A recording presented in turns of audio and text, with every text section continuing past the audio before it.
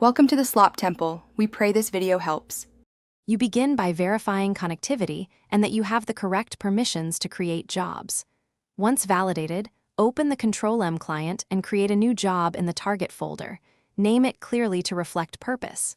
Next, choose the job type and enter the command or script path, assign the host or agent, and populate required environment variables.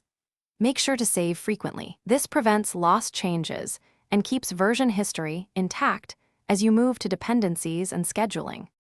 You now specify when and how the job runs by selecting a schedule, fixed time, calendar pattern, or event-driven trigger.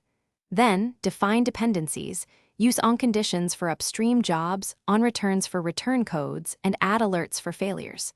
Configure runtime windows, maximum retries, and intervals so the job behaves predictably.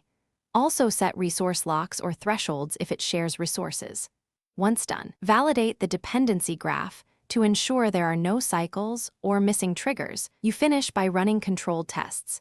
Execute the job in a sandbox environment and monitor logs and return codes to confirm expected behavior. After successful tests, deploy to production using your Change Manager workflow or export/import method and ensure notifications are active. If something fails in production, first check agent connectivity and job logs, then verify onConditions, variables, and user permissions. Often a mismatched variable or missing condition causes the issue. Keep a rollback plan ready in case recovery is needed quickly. Thanks for watching. Consider subscribing if we helped you.